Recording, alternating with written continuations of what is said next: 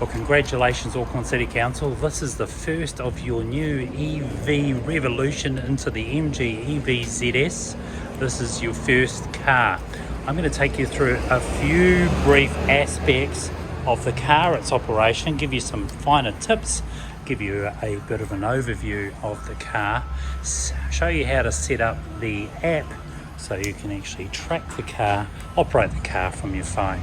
Number of other things that we can go through, cover those off, and then in the end, if there's any final questions, we can cover that off when we finally get to meet. I will be setting through some information in regards to some easy to know tips around operating an EV vehicle, and of course getting a clearer understanding of how to operate. So first things first, it's going to come with two keys here. I guess one of those is going to stay at the office and the other one is going to be attached to the car.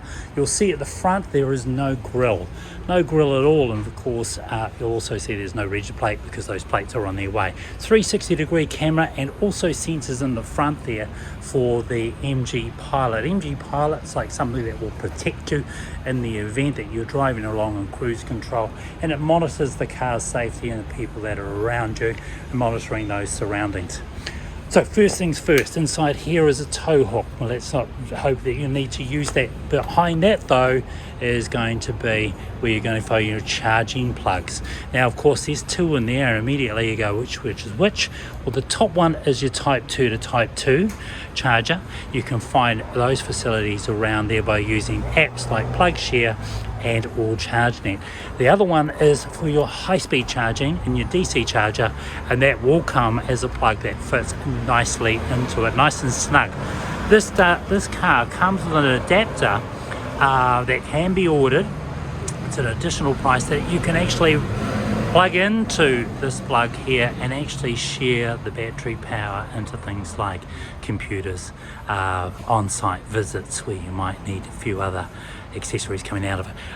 Obviously your charging information. Now when I close those two up and I close that and the car is locked, no one can gain access to it.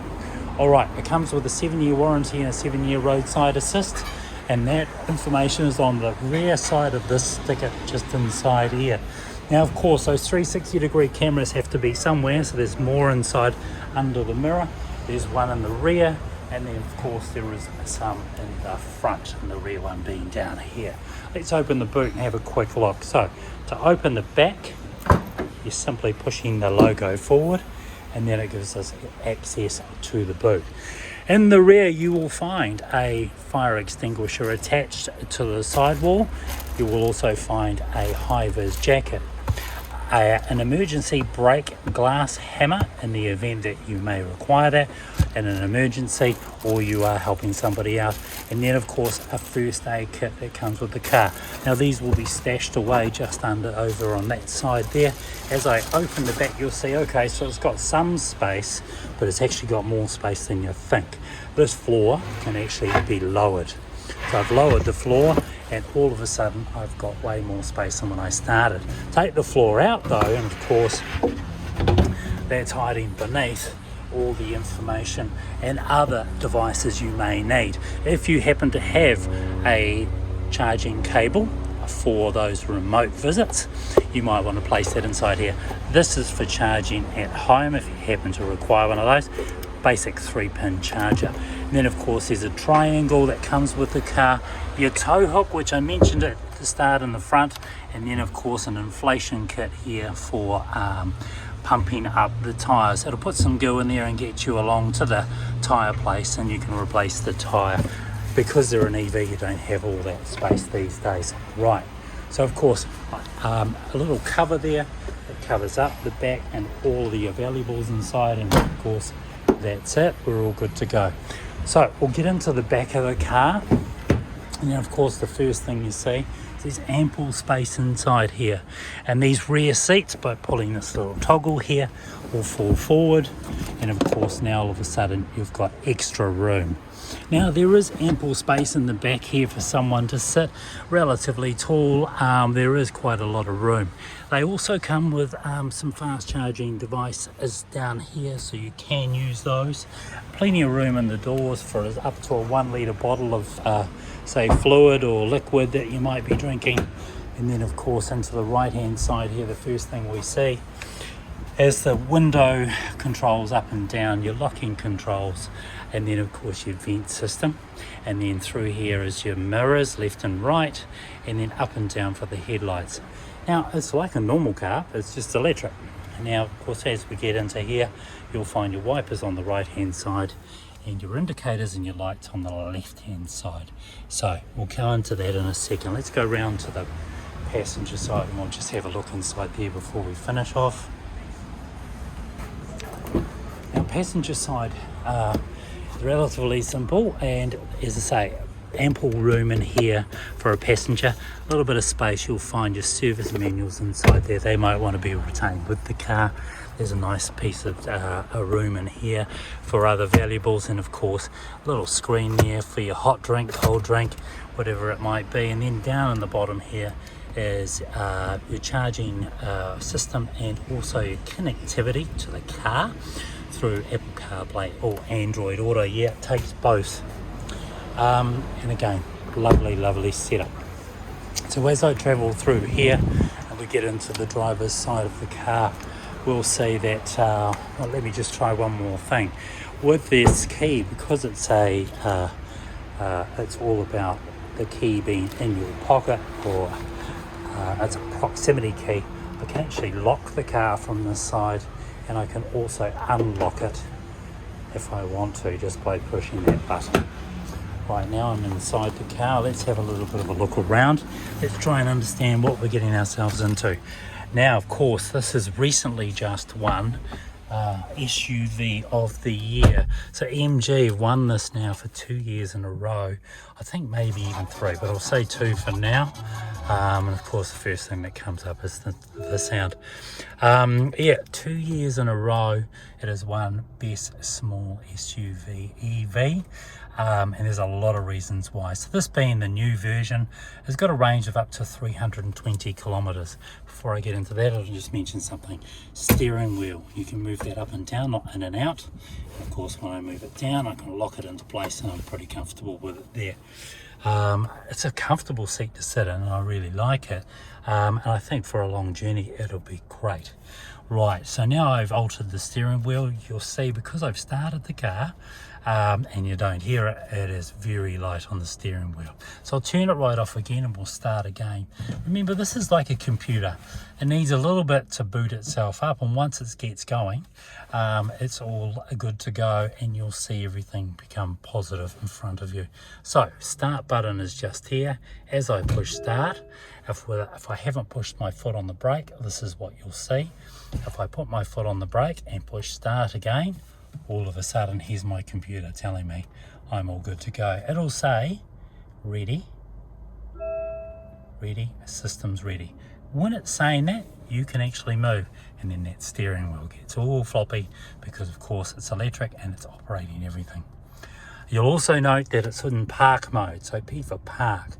If I happen to go into drive like I am right now, and I've stopped the car and I've decided to get out, all I do is push the button on the top, P pulls up, it parks the car, the handbrake comes on, and then off we go. If I want to pull the handbrake off and move on, all I do is press it forward. There's an auto parking mode next to it, but ultimately at the end of the day I want to park this car. So the car is now parked.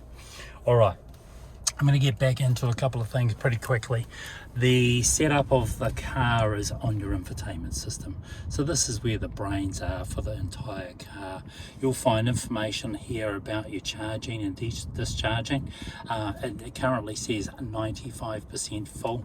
It gives me a range of 288 kilometers. I suggest I'm probably in one of the different modes, but I'll change that in a second. You've got your radio station, you've got your navigation. Now what's cool about this is that if I wanted to change something, and I wanted to, all I really do is scroll across, and then I find what they call at a glance the infotainment system information. So it breaks everything down from the vehicle, what I want to see inside the vehicle. So it's currently locked. My lighting is Let's have a look inside here. I can play things, I can change things, I can change my lighting. My pilot is all set up. I've got audible warnings, I've got vibration reminders, I've got lane assist. Vehicle information gives me the registration on the car, and then of course that kind of keeps going on and on and on and on and on and on and on. Right, so all of this is in there. Now when I want to go back to see everything else, all I do is hit the home button, and you'll find there's another little house down here too.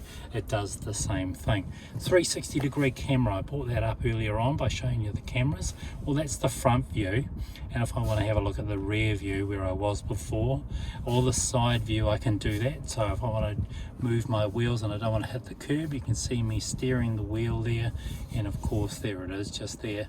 I can avoid scraping the wheels on the curb.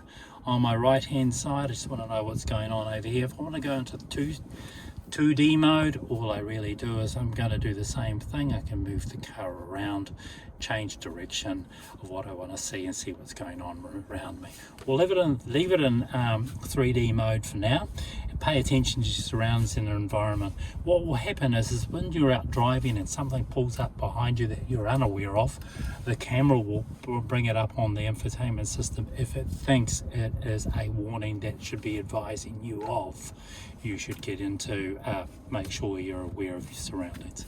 Air conditioning mode, well, of course, that's pretty nifty as well. Got all the information through there. Auto, I can change it around by going up and down here, or I can change my temperature up and down here.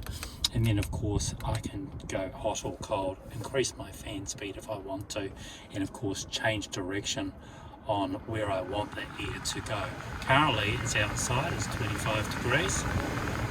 And inside here we are trying to get it down to around about 20 degrees. So the car will operate like that. Just underneath there also, you'll also find where your charging cables are and your connectivity. And then of course just in front of that is where you'll find your controls. So D for drive, N for neutral, and R for reverse. As soon as I throw the car into reverse, I've got my foot on the brake, everything behind me comes up. You can see where the camera is saying it is, and that'll be full operation. Go back into park mode, the car is locked up. It's not going to move anywhere until I make the next move. KERS. KERS is a regeneration device which is actually here to enable you to charge the car through deceleration and braking. So you'll see a little 3 down there, and all the colours in the ring are actually all tied up and all full. If I change the KERS by toggling back and forth on this here, I can change it into 2. You'll see a 2 there now, and I can change it into 1.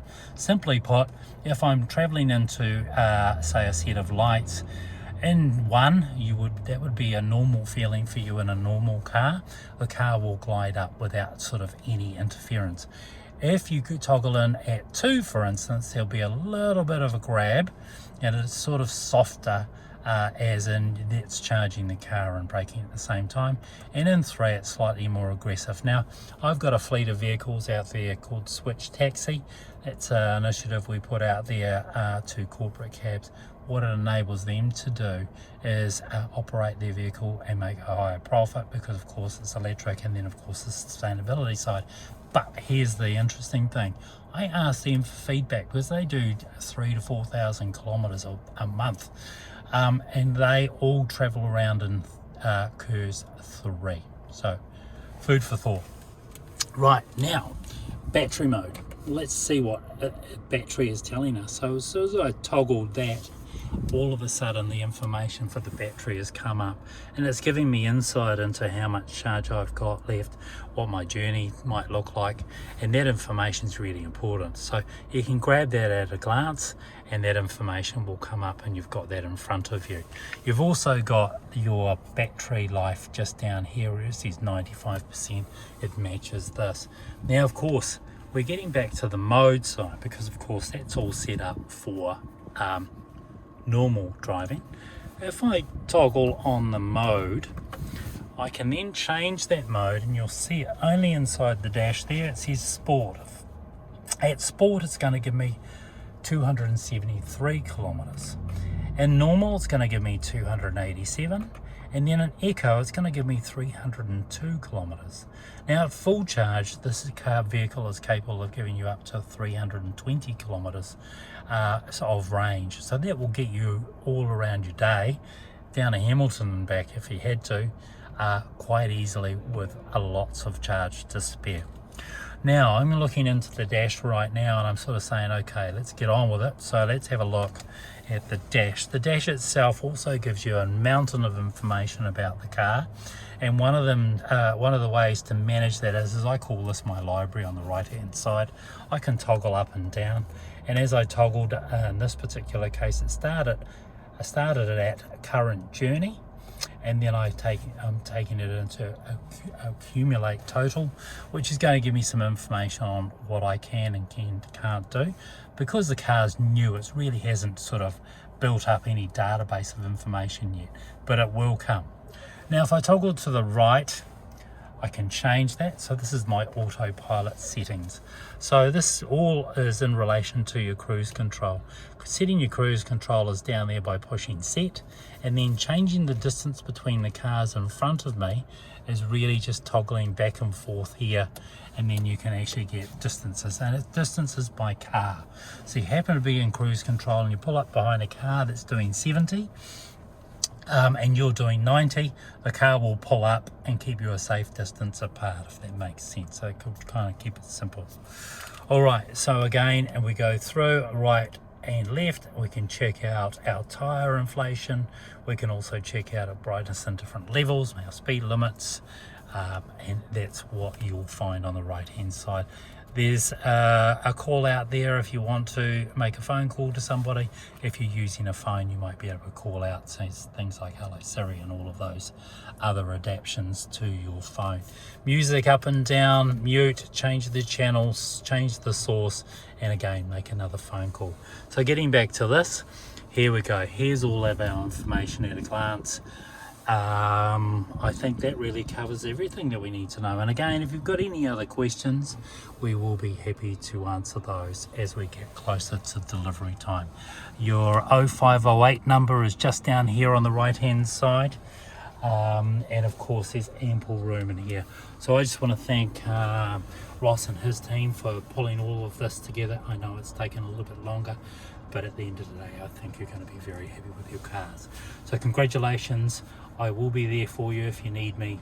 Call me through Ross and we can address any issues you may have, but I don't think you'll have those. Enjoy the car, they're fantastic, and I look forward to delivering them to all of you in 2023.